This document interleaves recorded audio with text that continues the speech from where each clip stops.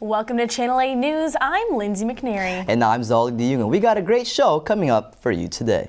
But first, let's take a look at our outside with our weatherman, Trent Ferguson. What's it like out there, Mr. Ferguson? But the sun is coming up. It's going to have a high of 70 degrees today. So I'll tell you more about the weather for the rest of the week later in the forecast. This is Channel 8 News, KKSU LP. From Manhattan and Riley County. From Kansas State University, this is Channel 8 News. Welcome to Channel 8 News. I'm Lindsay McNary. And I'm Zolly DeJong. And coming up on today's show, we report on Kansas State University's President Schultz' visit to the Salina campus. And we'll also go live to the K-State Student Union to see what you can do to prevent the flu. But first, let's go over our top stories. Riley County Police Department said that while driving, a 25-year-old man was approached by two men wearing Halloween masks and then forced to drive to an ATM. It happened around 1 a.m. Wednesday, October 8th in the 1200 block of Kearney Street. The victim reports that the men were demanding cash and threatened bodily harm if he did not comply. The police located the victim's vehicle en route to the ATM, attempting to stop the car, but the suspects fled on foot and were not apprehended. If you have any information on this or any other crimes, call Manhattan and Riley County Crime Stoppers at 785-539-7777. From Ebola to ISIS, the containment of these issues are crucial, especially when they are knocking on your front door. I traveled to Fort Riley last week to attend the Big Red One's casing ceremony. And the ceremony is a private and personal gathering of the groups traveling to defend against the Islamic State of Iraq and Syria. Filled with tradition, this ceremony was a wonderful way to send off our troops. 500 brave men and women are being deployed to Iraq and to bases as needed overseas. Major General Paul E. Funk II says that the privacy and strategy are some of his main points of action, but he is very confident in all of his troops. The Big Red One is the first military base in the United States to send troops overseas to aid with the ISIS situation and accepts the call with honor and prestige.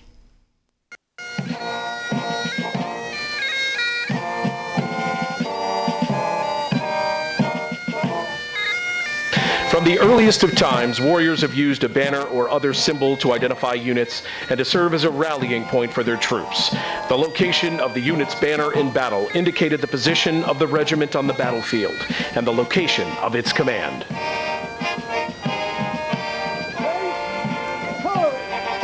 The color party marched at the front of the formation and became prime targets, as victories in those days were expressed in terms of the number of enemy colors captured. The color party bore the brunt of the battle and often suffered heavy casualties. If the commander fell, someone would rally to the colors and assume the position of unit leadership. As we case the colors today, we pay tribute to those who have gone before and are mindful of the task ahead. I gotta tell you, you look out on that field, you see the colors snapping, the soldiers at attention, and you see the resoluteness of our nation. That is America's signature. That is what right looks like. And if you didn't get, if the hair didn't stand up on your arms and heart didn't beat a little faster when young PFC Luna sang the national anthem, well, you're in the wrong doggone place. Soon, the Big Red One will add a new chapter to its legacy. I'm incredibly proud of our Big Red One soldiers. Please give them a round of applause. We are ready. You are ready. You are brave. You are responsible. And you are on point for our nation, unit, and families. Make this nation proud. No mission too difficult, no sacrifice too great. Duty first, victory. My name is Paul Funk and I am a Big Red One soldier. These troops are said to be deployed for about a year. Well, I tell you what, let's hope they make it home safe before then. Of course. In late September, the Big Red One at Fort Riley made national news when it announced that 500 of its troops would deploy to fight ISIS in Iraq. Channel 8 News reporter Daniela Martinez Serrano has been following this headline since it was first announced. Daniela? That's right, Zaldi. Fort Riley was under the national spotlight last month because it became the first infantry division headquarters to go to Iraq since the U.S. withdrawal in 2011. They will be specifically fighting the ISIS threat. This is putting a lot of stress on the soldiers and their families. Sergeant First Class Abram Pennington, Public Affairs Chief, was one of the soldiers selected of this group to go to Iraq. My first deployment was in 2012 through 2013, and my primary role was to manage and run a public affairs office, journalists and broadcasters, as well as manage an embedded media program while we were there. Pennington's first deployment lasted 9 months. This upcoming deployment will be the longest Pennington will be away from his wife, Lindsay, and their dogs, Gus and Dunham. I think the toughest is obviously not having him there at night, not having that quality bonding time that you're used to, dinners alone. It is a bittersweet time in the Pennington household. Pennington's deploy time creeps closer and closer, so the couple tries to savor each moment they have with each other in every way they can. You build a life together when you're married. You know, you have a home, and you fill it with memories, and you fill it with belongings, and you build your life, and then suddenly you have to subtract it. You know, you have to divide that. It just meant a lot. Lindsay is aware about the danger that this mission can bring to her family, but tries to stay as optimistic as possible. I watch maybe a little bit of the news while he's gone, but I try not to follow it too closely. And there's times where I'm a firm believer that ignorance is bliss, and him being deployed is one of those times where I think sometimes it's better just to turn a blind eye to it. Anniversaries, birthdays, and hunting trips are some of the things Pennington will miss. However, he is aware that his service to his country triumphs all his other roles. We have a very important mission over there to help the coalition with the ISIS threat, and we're there to support and see what we can do there. According to reports, Pennington and the rest of the 1st Infantry Division soldiers will be assisting the U.S. capacity to fight ISIS and also coordinate activities with the U.S. military in Iraq. Well, thanks, Danielle. I appreciate it. When we come back, we go live to a health fair at the K-State Student Union. And stay tuned to hear more about a dog day afternoon at City Park. Look at me. I'm so cute and cuddly. I'm also very charming. I'll tell you what you want to hear and sweep you off your feet. I'm also spontaneous, maybe a little erratic at times. I take risks most people wouldn't, but that makes me fun. I'm also very persuasive. I can convince you to do something you'd never dream of doing. And you'll love my stories. I usually stretch the truth a little bit, but you'll believe me because I'm such a good liar. I'm never wrong, and I never feel guilty. I always win, but just look how cute and innocent I look. I can fool you, your parents. I can even fool your friends. Trust me.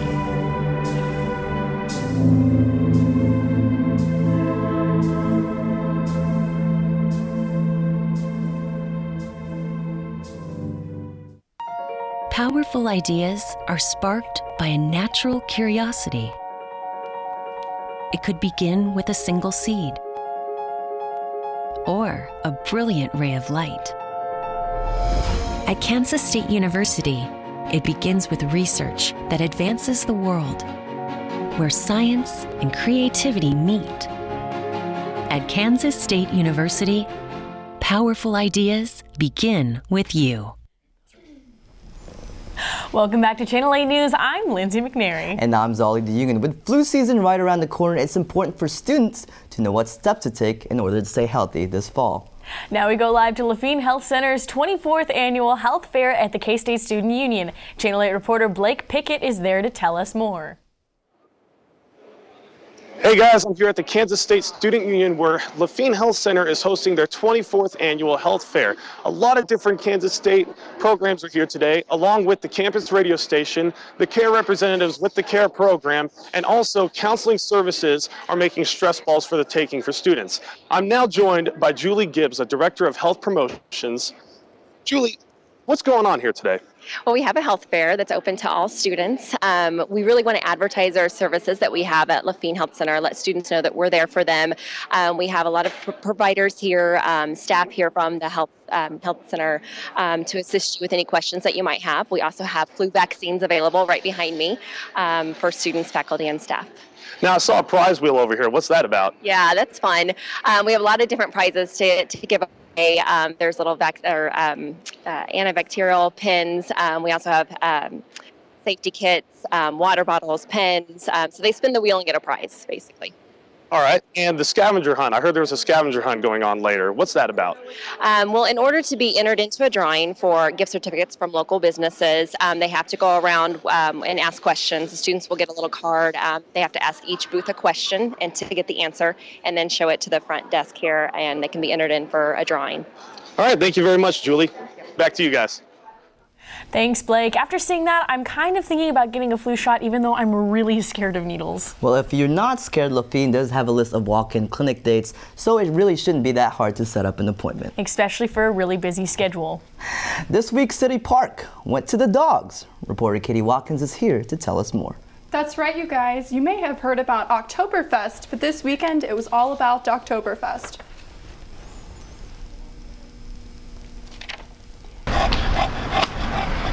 Spaghetti, meatballs, and bulldog.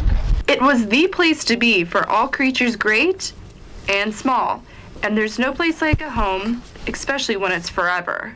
I'm here to bring my dog to his first Oktoberfest and get his nails clipped and get the freebies that are offered. Sunflower Natural Pet Supplies hosted their first ever Dogtober, a festival for all canines and their favorite humans.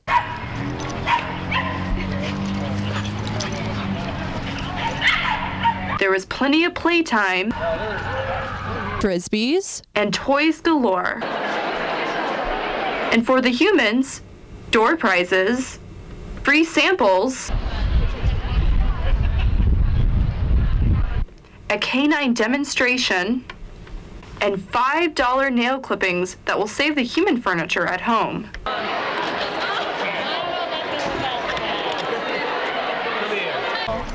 Having so much fun. The stars that stole the show were these little ones, a litter of Shepherd and Lab mixed puppies. This litter is just one of many in need of adoption all across Riley County, reminding us all that everyone deserves a home. All in all, Dogtober united dog lovers in the Manhattan community, raised awareness, and reminded us all why dogs are a man's best friend. Well, I tell you what, Katie, those puppies look extremely adorable. Well, it sounds like they're all up for adoption, too. You can find yourself a new best friend, Zaldi. That's right, you guys. The Riley County Humane Society was a huge presence at Dogtober, and there's just so many other animals that are in need of a forever home. So if you are interested in adoption, you can go ahead and contact the Riley County Humane Society for more information. Thanks, Katie. When we come back, we will see what our friends are doing down at the Sunset Zoo. Plus, we'll take a look outside to see what the weather has for us in store this week.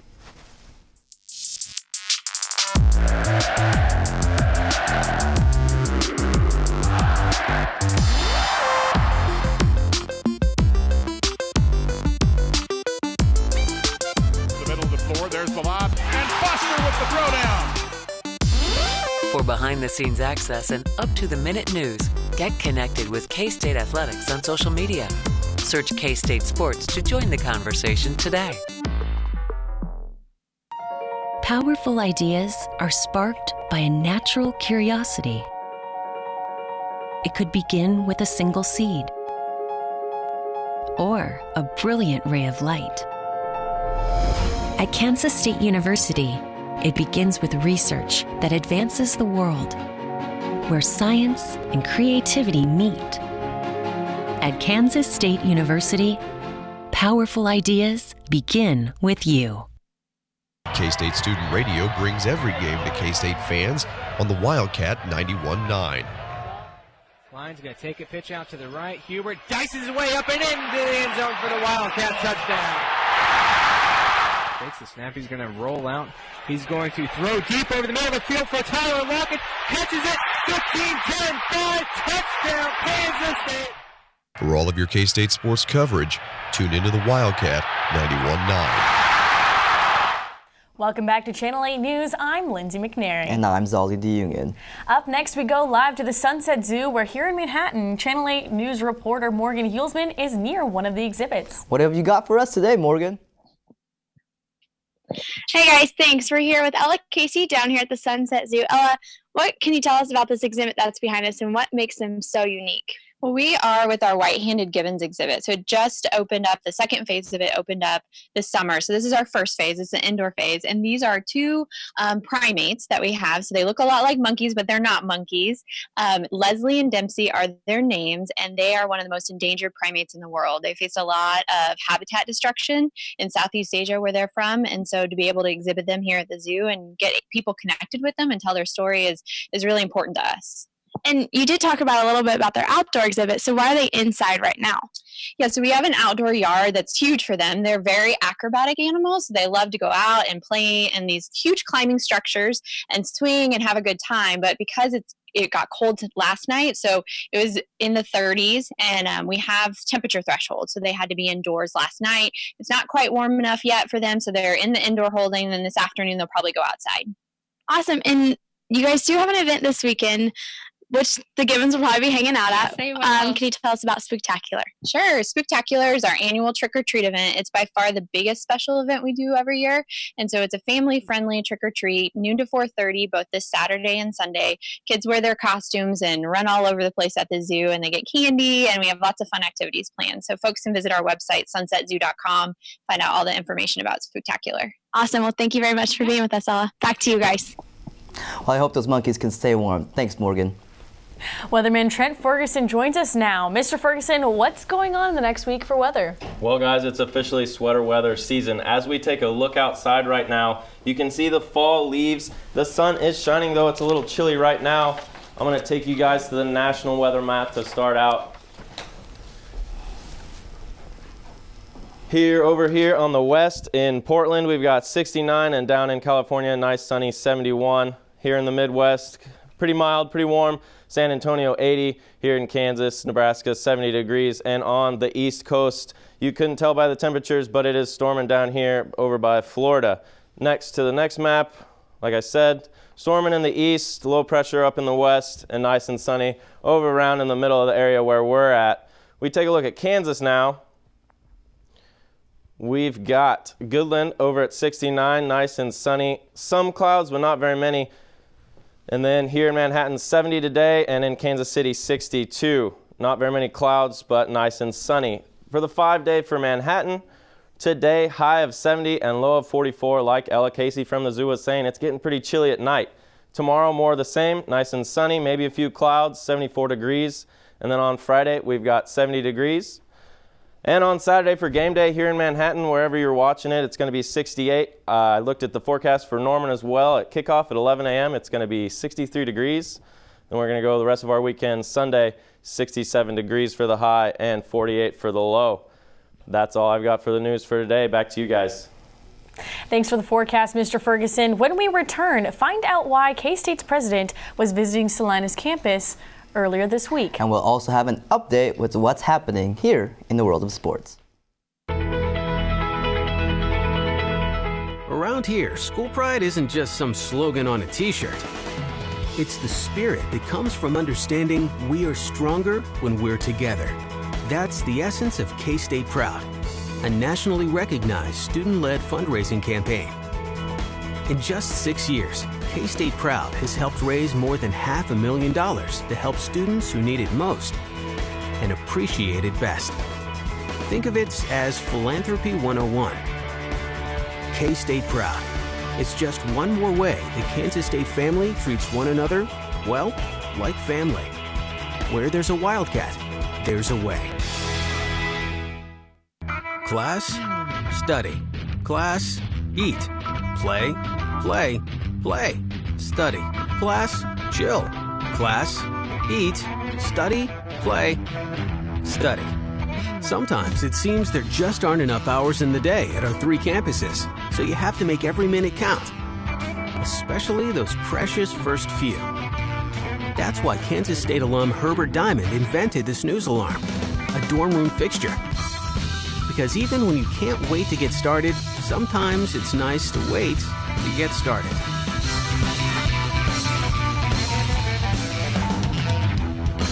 Where there's a Wildcat, there's a way. Welcome back to Channel 8 News. I'm Lindsay McNary. And I'm Zolly DeJong, and changes are happening at K-State in Salina. Channel 8 reporter Gardner Jordan is here to tell us more. Thanks, Zoldy. On Monday, I traveled to the Salina campus to listen to President Schultz discuss what's happening at K-State and the changes happening on campus in his annual State of the University address. Excellent year this last year. We were able to make some great progress with salaries. We were able to start a lot of building projects. We have record enrollment. As I talk to people across the state and out there, lots of positive excitement around Kansas State University. All of this excitement is coming from the great year that Kansas State University had, and all of the improvements K-State is making to reach its 2025 goal. We went a long time without building out the necessary infrastructure, basic infrastructure, electrical cabling, those kinds of things on campus. So again, we're playing some catch up. If we add everything together on K-State, Manhattan, Salina, Research and Extension, Athletics, all those four, add them together, we look at about $550 million planned over the next 5 years. So lots of new needed facilities. These facilities include a new K-State Welcome Center. This is a $20 million privately funded project that'll have career planning and placement, admissions, financial aid. You all have done something very similar on this campus with your Welcome Center, where people get to come and sort of see everything at one place. As much as Anderson Hall is an iconic part of campus, it's not a great first exposure to students, families, prospective faculty, and things like that. So we just think this is really going to help us with recruitment, retention, and give better spaces for when companies are coming on to the Manhattan campus.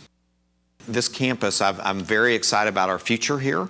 I think the enrollment's back up this fall some, and I want to commend you once again on that. Campus looks good.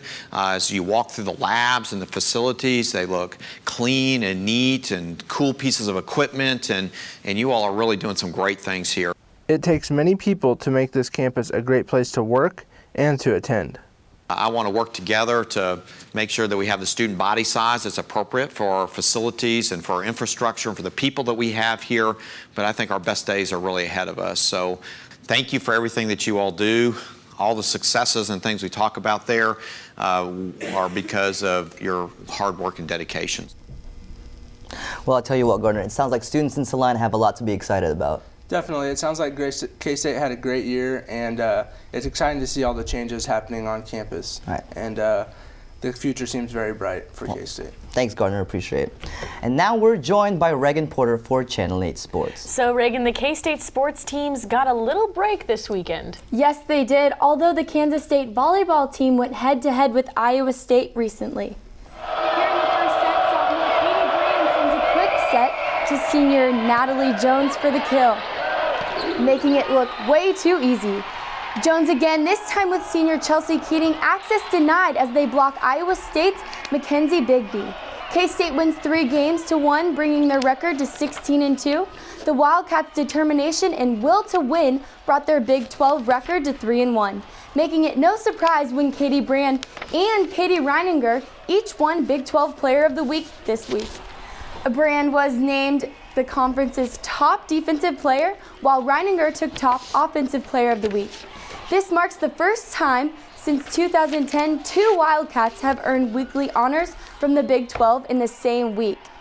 After coming off of a bye this past weekend, Kansas State will hit the road to face off TCU tonight at 6:30. The football team is also coming off a bye week and returns to action at Oklahoma Sooners this week. This past weekend, Oklahoma played Texas in the Red River rivalry. Try saying that 5 times fast. And the Sooners came out on top 31-26.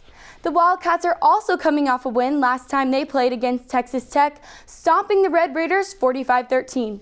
The football team looks to continue their success at Oklahoma Memorial Stadium even after this past week vacation, but Coach Bill Snyder did not make it a leisurely one. And finally, yesterday, Kansas State's athletic director John Currie announced the sponsorship of K-State's equestrian team will discontinue at the conclusion of their 2015-16 season and will be replaced with K-State's first ever intercollegiate women's soccer program. Although the launching of this program will be in the fall of 2016, the national search for the program's first ever head coach will begin in January 2015 in order to recruit a roster of 25 to 30 student athletes. It sounds like this week's going to be a little bit more exciting when it comes to sports. Definitely. Thanks, Regan. And more on a somber note, former Kansas State football player David Garrett has died. David Garrett was shot and killed outside of a nightclub in his native Cleveland, Ohio home during the early morning hours of Saturday, October 11th. Garrett transferred to Kansas State following a 2-year stint at Fort Scott Community College. He was named Big 12 Honorable Mention as a defensive back for the Wildcats in 2009 and 2010. David Garrett was 26. We're going to take one last break, but when we come back, we got one more look at the weather with Trent Ferguson. Stay tuned. From the Little Apple to the Big Apple, through internships, networking, and great professors, Lauren Bishop landed the job of her dreams, working with entertainers and celebrities for a PR firm in New York City. From backstage at the 25th anniversary of the Rock and Roll Hall of Fame, watching Mick Jagger and Bono rock, to London for the launch of a new luxury hotel. Lauren Bishop is living her dream. That's the Wildcat way. Powerful ideas are sparked by a natural curiosity. It could begin with a single seed or a brilliant ray of light.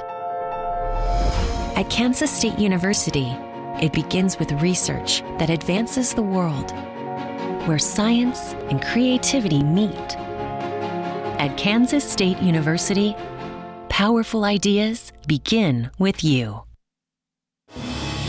What makes undergraduates stay in school, thrive, and graduate? K-State professor Greg Eislein knows. Classes that create a learning community. Professors who stir curiosity. Involve students in their own education. Motivate them to look at things in new and surprising ways. That's why he's Carnegie Case Kansas Professor of the Year. That's the Wildcat way. Welcome back. I'm Lindsay McNary. And I'm Zolly DeJong, and it looks like we just got enough time for one last look at the weather. What's that like outside, Mr. Ferguson? Yeah, guys, I'm back outside Channel 8 News Studios right now, and it is a beautiful day. It's going to be 70 for the high today. Right now, you're going to want to wear layers, maybe a light jacket, and just take that off in the afternoon when it peaks around 3 o'clock. That's it for the weather, guys. Thanks, Trent. Well, that's all the time that we have for today. I tell you what, though, before we go off, how about them Kansas City Royals? I cannot believe they are one game away from being in the World Series. I was in Tanner's yesterday watching the game, and I about died when I saw Moustakas end up taking that catch into the fans. That was nuts. I mean, even in a quote he said after the game, he practically said that the fans lifted him up to be able to make that catch. Well, I'll tell you, you can find Channel 8 News on Facebook at Channel 8 KSU and on Twitter at Channel 8 KSU. For all of us here at Channel 8 News, thanks for joining us. Join us next week for another edition of Channel 8 News.